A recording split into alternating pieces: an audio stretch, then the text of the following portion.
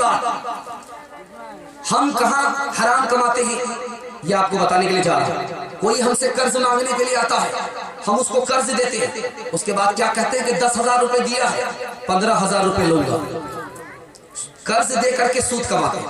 आपको मालूम है, अगर आपने सूद को हराम नहीं समझा, हलाल समझा, उसी दिन आपका आखिरी दिन होगा, उसके बाद आप मुसलमान नहीं रहेंगे।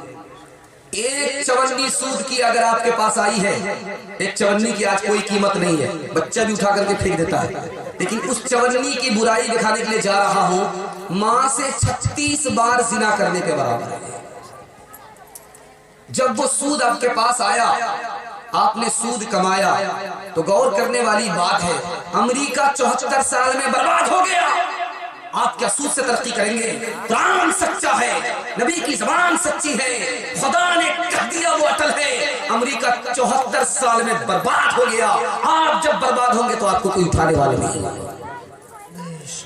तीसरी बात को आप याद रखिए, कहां आदमी का ईमान बदल जाता है, जब दुनिया सौदा करती है, लालच देती है। मणिपुर में एक जगह है, पूरी बस्ती मुसलमानों की थी, वहां इस्लाम का दुश्मन पहुंचा, उसने पैसा उछाला, क्या कहा, नौकरी भी देंगे, छोकरी भी देंगे, ईसाई बन जाओ। पूरी बस्ती मुर्तद हो गई, मुसलमान नहीं रही।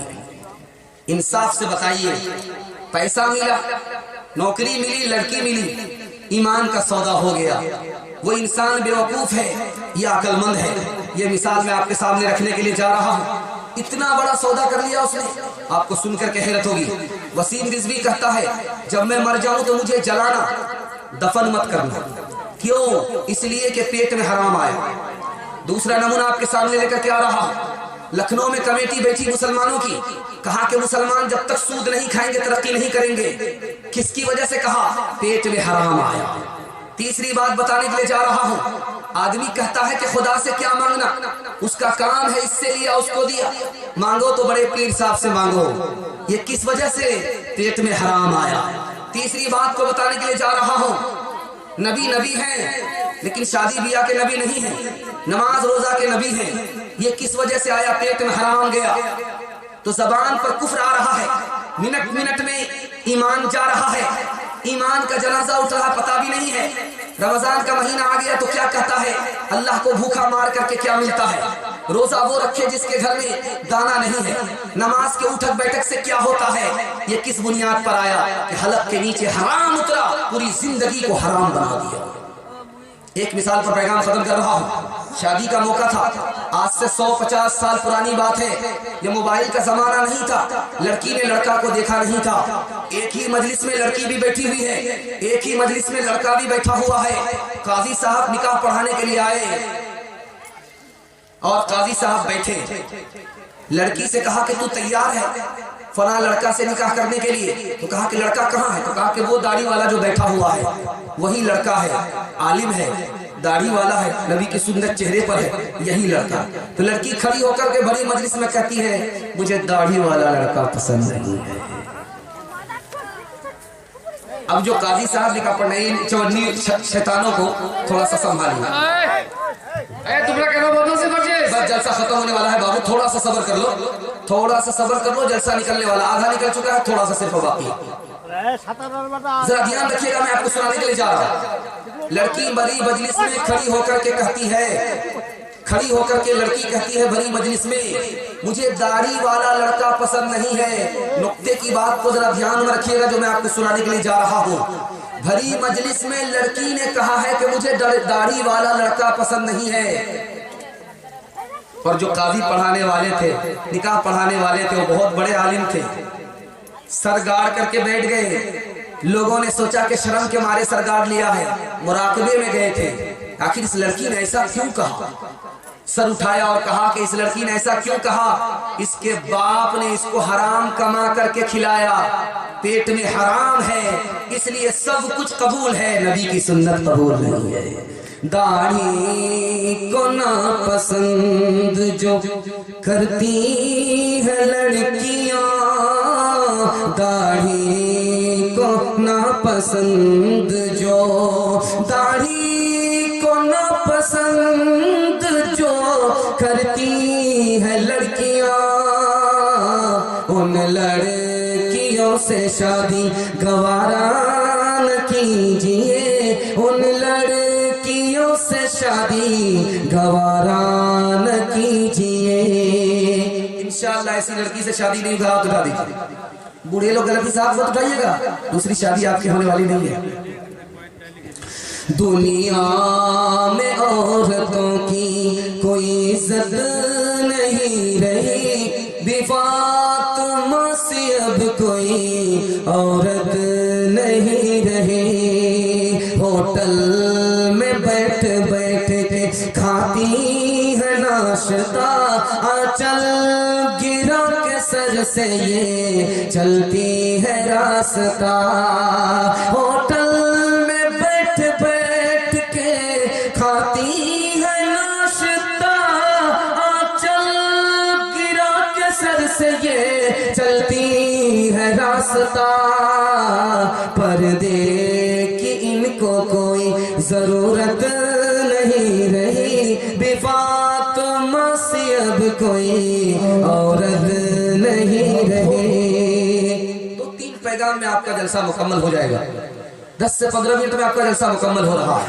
आप लोग मुकम्मल कराने के लिए बैठे हैं, हाथ उठा दीजिए इंशाअल्लाह। बहुत खूबसूरत नमूना आपकी खिदमत में लेकर के आ रहा हो कि दुश्मनी से इंसान कितना पीछे हो जाता है। इसको जरा ध्यान से सुनिएगा, ध्यान से सुनिएगा। हर आदमी का इससे ताल्लुक है, इसको ध्यान से सुनिएगा।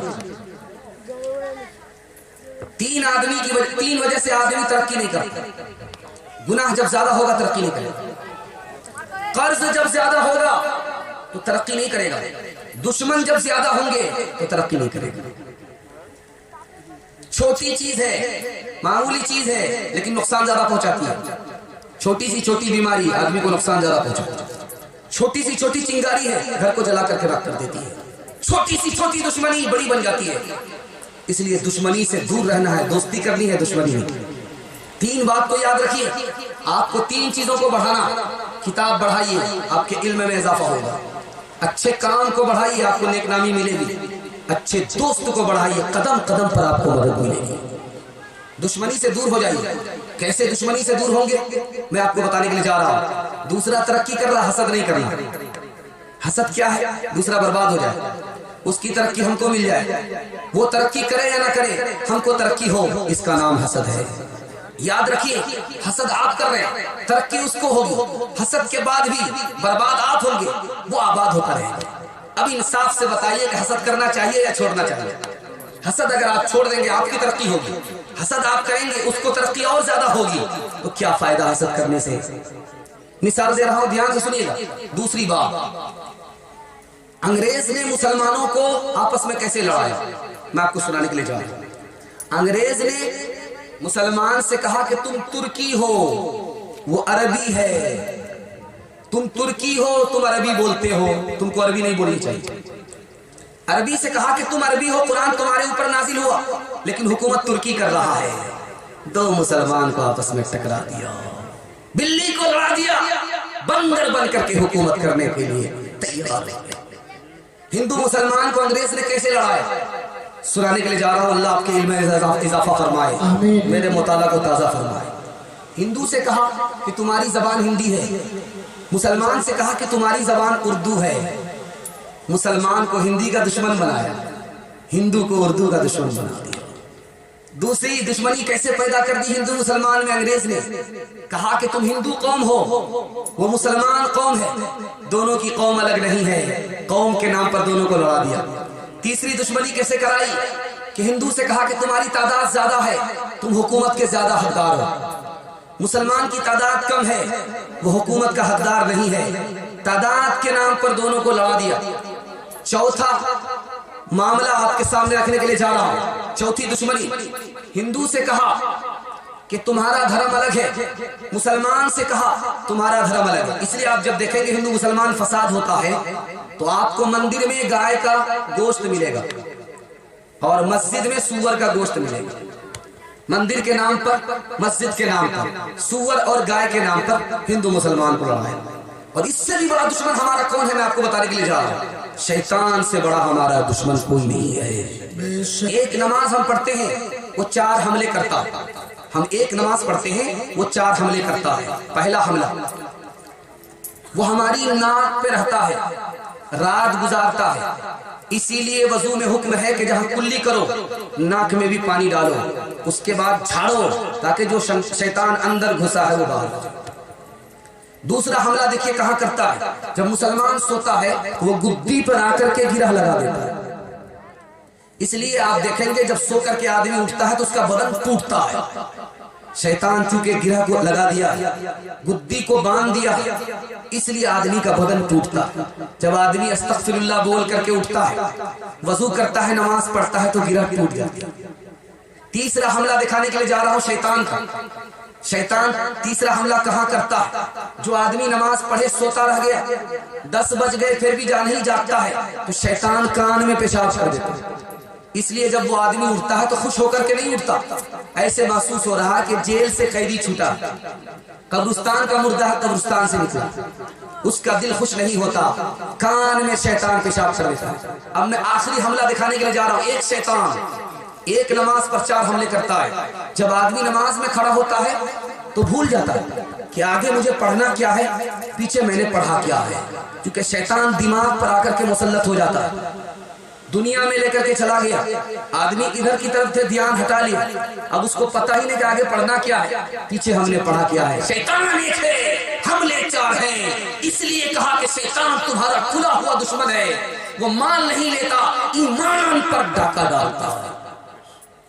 امام ابو حنیفہ رحمۃ اللہ علیہ کے پاس ایک مسلمان ہے, کہا کہ میں نے پیسہ رکھا ہے جگہ بھول گیا. کہا آسان علاج ہے, 1 منٹ میں پتہ چل جائے. کہا کہ حضور جلدی سے بتائیے. کہا کہ وضو کر کے نماز کے لیے کھڑا ہو جاؤ, جب تک یاد نہ آئے تب تک پڑھتے رہو. اب کیا تھا, وضو کر کے جو کھڑا ہوا پہلی رکعت میں رکوع کیا, دوسری رکعت کے رکوع کے لیے جیسے ہی کھڑا ہوا فوراً یاد آ گیا. سلام پھرنے کے بعد جو وہاں پہنچا تو دیکھا پیسہ مل گیا. دوڑا دوڑا آیا کہ کتنا پیارا وظیفہ آپ نے بتایا, بھول گیا تھا, فوراً جگہ معلوم ہو گئی. کہا کہ شیطان نے بھلایا, اور جب تم نماز میں کھڑے ہوئے تو شیطان نے یاد دلایا. وہ نہیں چاہتا کہ خدا کا بندہ خدا کی بندگی میں جھک جائے. مسلمانوں سنبھل جاؤ, سنبھل جانے کا وقت آیا, بہت سوئے ہو تم اب ہوش میں آنے کا وقت آیا. جلا ڈالی تھی تم نے کشتیاں اندلس کے ساحل پر, مسلمان پھر تیری تاریخ دہرانے کا وقت اب آیا. جہاں سے 313 چلے تھے تم مسلمانوں, انہی ماضی کی راہوں پر پلٹ جانے کا وقت اب آیا.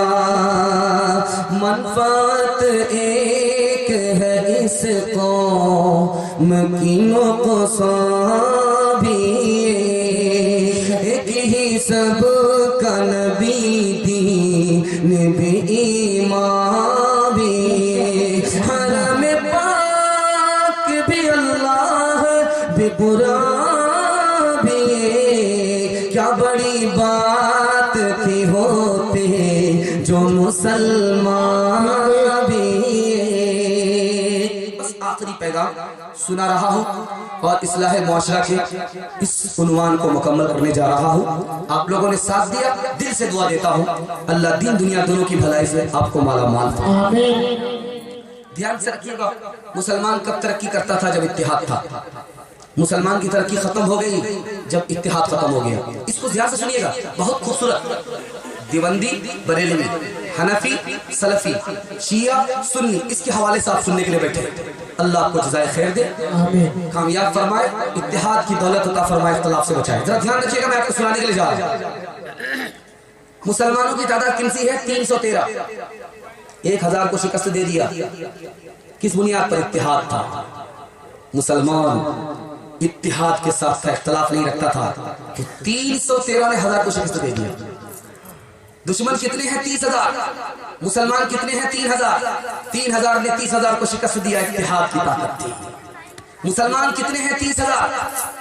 اور ایران کا رستم اپنی فوج کو لے کر کے کتنی بڑی تعداد میں ہے؟ 3 لاکھ 30,000 مسلمان نے 3 لاکھ کو شکست دیا. اتحاد کی طاقت تھی.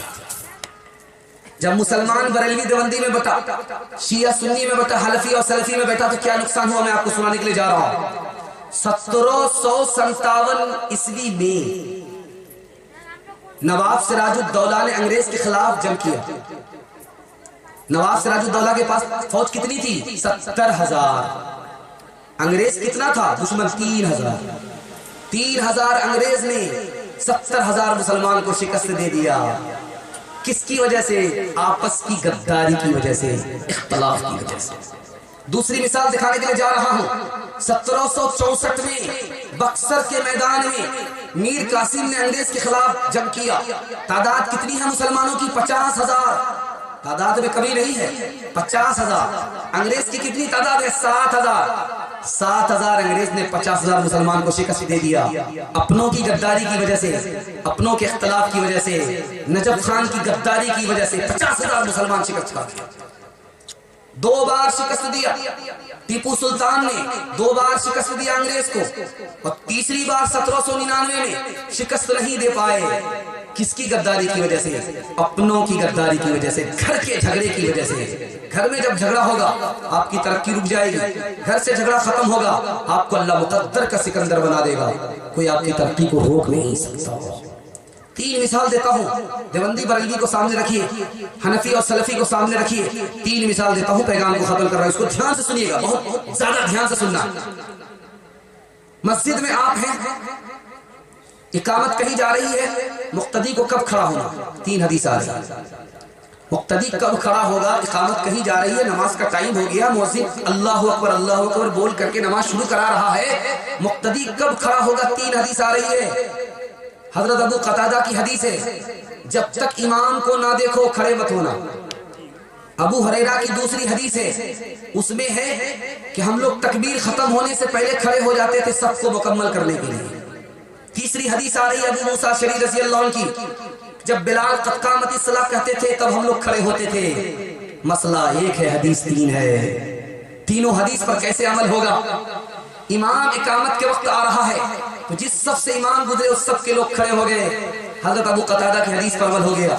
صف ٹوٹی ہوئی ہے، اس کو جوڑنے کے لیے پہلے کھڑے ہو گئے. اقامت اب شروع ہوئی، ابو ہریرہ رضی اللہ عنہ کی حدیث پر عمل ہو گیا. صف جڑی ہوئی ہے، ٹوٹی ہوئی نہیں ہے. سب لوگ بیٹھے رہے، قد قامت الصلاۃ ہوئی، اس کے بعد لوگ کھڑے ہو گئے. حضرت ابو موسیٰ اشعری کی حدیث پر عمل ہو گیا. بریلوی بھی حدیث پر عمل کر رہا ہے، دیوبندی بھی حدیث پر عمل کر رہا ہے. اگر دیوبندی سمجھتا ہے کہ بریلوی غلط ہے، اس کی نماز ادا ہوتی ہے، قبول نہیں ہوتی ہے. اگر بریلوی سمجھتا ہے کہ میں صحیح پر ہوں، حدیث پر میں ہی ہوں، وہ حدیث پر نہیں ہے، تو نماز ادا ہوگی، قبول نہیں ہوگی. یہ بھی گمراہ ہے، وہ بھی گمراہ ہے. دوسری بات کو یاد رکھیے، فجر کی سنت کب پڑھی جائے؟ 3 حدیث آ رہی ہے. جماعت کھڑی ہو جاتی ہے، آدمی سنت پڑھتا ہے، سنت چھوڑ کر کے جماعت میں شامل ہوگا یا سنت پڑھ کر کے جماعت میں شامل ہوگا. 3 حدیث آ رہی ہے. پہلی حدیث آ رہی ہے، امام بخاری نے لکھا، اذا اقیمت الصلاۃ فلا صلاۃ الا المکتوبہ. جب اقامت کہی جائے تو فرض نماز پڑھو، فجر کی نماز پڑھو، فرض نماز پڑھو. پہلی حدیث. دوسری حدیث آ رہی ہے، جب سورج طلوع ہو جائے تو صرف فرض نماز ہے، اس کے علاوہ کوئی نماز نہیں ہے.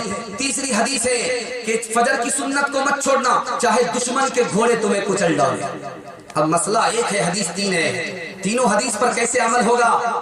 آپ آئے ہیں مسجد میں، نماز کھڑی ہوئی ہے، آپ کو یقین ہے کہ مجھے رکوع مل جائے گا، سنت پہلے پڑھ لیجئے، جماعت میں شامل ہو جائیے.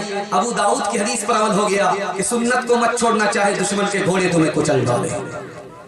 آپ کو یقین ہے کہ میں سنت میں لگوں گا، میرا فرض چھوٹ جائے گا، رکوع چھوٹ جائے گا، تو آپ سنت کو چھوڑ دیجئے، فرض میں شامل ہو جائیے، فرض پڑھ لیجئے. بخاری کی حدیث پر عمل ہو گیا. جب آپ کی سنت چھوٹ گئی تو آپ کب پڑھیں گے؟ جب سورج طلوع ہو جائے، اشراق کا وقت ہو جائے تو سنت کو لوٹا لیجئے. تینوں حدیث پر عمل ہو گیا. اگر آپ سمجھتے ہیں کہ میں دیوبندی ہوں، میں ہی حق پر ہوں، وہ غلط پر ہے، تو آپ گمراہ ہیں، آپ کی نماز قبول نہیں ہوگی.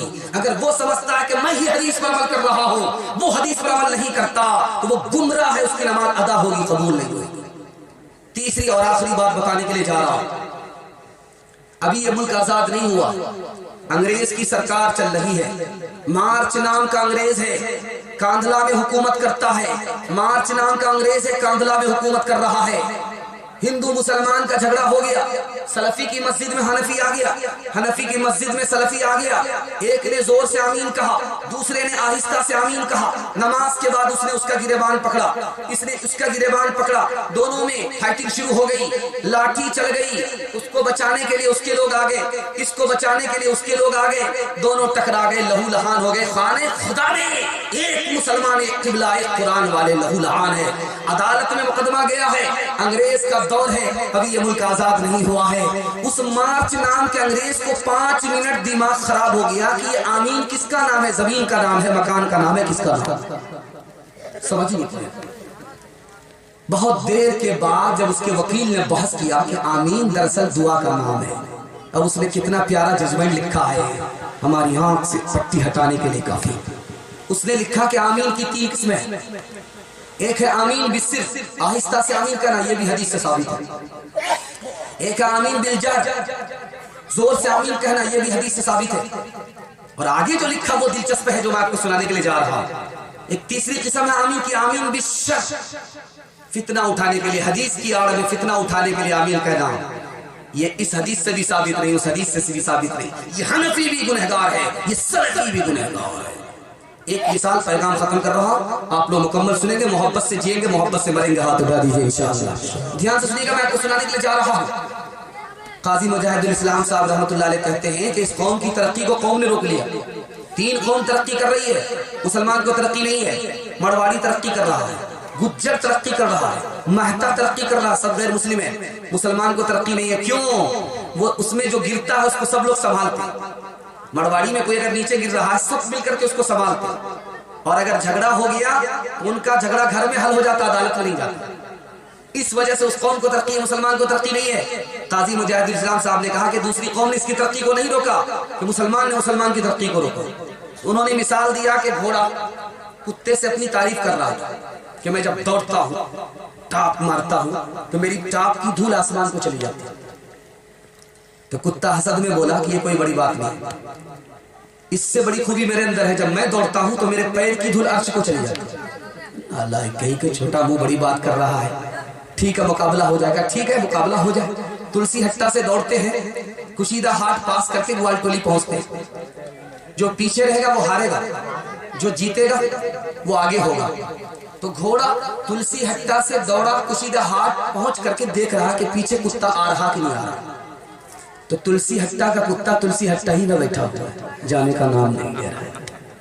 پلٹ کر کے آیا، کیوں بڑے چھوٹے میاں دعوے تو بڑے بڑے کرتے ہو، لیکن جب دوڑنے کی بات آتی تو ہمت ہار کر کے بیٹھ جاتے۔ کہا یار میں تم سے پریشان نہیں، میں تمہیں قوم سے پریشان ہوں، تم کو تو 2 منٹ میں ہم پیچھے کر دیں۔ جیسے ہی میں تلسی ہٹا کا کتا تلسی ہٹا سے دوڑوں گا، کشیدہ ہاٹ پہنچوں گا، کشیدہ ہاٹ کا کتا روک لے گا کہ بیٹا بارڈر کراس کر رہے ہو، پاسپورٹ دکھا۔ تمہارا اتحاد باہمی دیوار اہم تھا، مخالف ایک کا جو تھا وہ گویا سب کا دشمن تھا۔ تمہاری ہمتوں کا عرش اعظم پر نشیمن تھا، تمہارے ہاتھ میں آفاق کا ہر علم ہر فن تھا۔ تم اپنی حق پرستی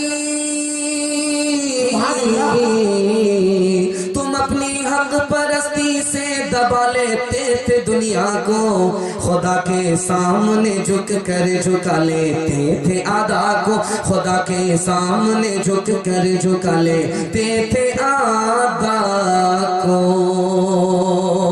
دستار بندی کا جلسہ ہے، اس کے حوالے سے 2 پیغام آپ کی اجازت ہو، 5 منٹ میں مکمل کر رہا ہوں، آپ لوگ مکمل سنیں گے، ہاتھ اٹھا دیجیے انشاءاللہ۔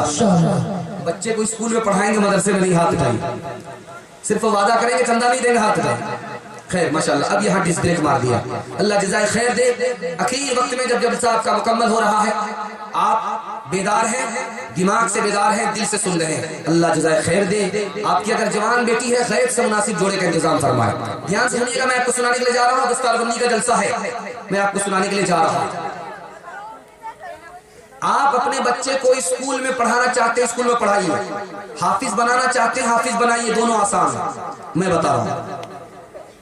5 سال اسکول میں پڑھائیے، جب 5 سال اسکول میں پڑھ لے تو وہاں سے ہٹا کر کے مدرسے میں 3 سال کے لیے داخل کر دیجیے۔ 3 سال کے اندر آپ کا بچہ حافظ قرآن ہو جائے گا۔ جب وہ حافظ قرآن ہوگا تو اس کا دماغ اتنا تیز ہوگا جیسے کہ پتھر پر چاقو تیز ہوا کرتا۔ اب جو 3 سال کا گیپ ہو گیا ہے اسکول میں، ٹیوشن کرائیے، یہ بچہ سب سے آگے نکل جائے گا، سب کو پیچھے چھوڑ دے گا۔ آپ کا بچہ پہلے مسلمان ہوگا، حافظ قرآن ہوگا، اس کے بعد ماسٹر کی ہوگا۔ دوسری بات کو یاد رکھیے جو میں آپ سے کہنے کے لیے جا رہا ہوں، آپ کا بچہ اگر حفظ کرنا چاہے اس کو حوصلہ دیجیے، اس کو تانا مت ماریے گا۔ اگر کوئی بچہ حفظ کرنے کے لیے خاندان میں کھڑا ہوا ہے اس کو حوصلہ دیجیے، بیٹا حفظ کرو، بہت اچھی بات ہے، حوصلہ دیجیے۔ آپ کیا ملے گا میں آپ کو بتانے کے لیے جا رہا ہوں۔ اور اس بچہ کو آپ تانا مت ماریے گا، حفظ کرو گے کہاں سے کھاؤ گے، کیا سے کماؤ گے، یہ تانا مت ماریے گا۔ لکھا ہے کہ جس نے حوصلہ دیا حافظ قرآن کو، جب وہ جہنم میں پھنسے گا تو حافظ قرآن اس کو وہاں سے نکال دے گا، اور جس نے تانا مارا ہے وہ پھنسا ہی پڑا رہے گا، 1000 رشتہ دار ہو، اپنا باپ کیوں نہ ہو، وہ وہیں پھنسا رہے گا، حافظ قرآن اس کو نہیں نکالے گا۔ دوسری بات کو یاد رکھیے، آپ اپنے بچے کو جو بھی پڑھانا چاہتے ہیں پڑھائیے، لیکن قرآن سے اردو سے محروم مت کیجیے گا۔ میں آپ کو بتا رہا ہوں کتنا بڑا نقصان آپ کا ہونے جا رہا ہے۔ قرآن کی تفسیر میں لکھا ہے کہ جو بچہ قرآن نہیں پڑھا، اسکول میں اس کی تعلیم ہوئی، قرآن نہیں پڑھا، اردو کی اس کی تعلیم نہیں ہوئی، اسکول میں اس کی تعلیم ہوئی، جب وہ بچہ اللہ کے پاس آئے گا تو قرآن پوچھے گا تم کو ہر زبان معلوم ہے، ہماری زبان معلوم نہیں، خدا کی زبان معلوم نہیں، قرآن معلوم نہیں، تو بچہ کہے گا ہمارے ماں باپ نے پڑھایا ہی نہیں۔ تو قرآن میں لکھا ہے کہ بچہ کہے گا کہ تم کو تو بہت بڑی نعمت سے تمہارے ماں باپ نے محروم کر دیا، تو بچہ کہے گا کہ میرے ماں باپ کو تم جنت سے محروم کر دو۔ اتنا بڑا نقصان آپ کا ہونے جا رہا ہے، اس لیے میں ہاتھ جوڑ کر کے آپ سے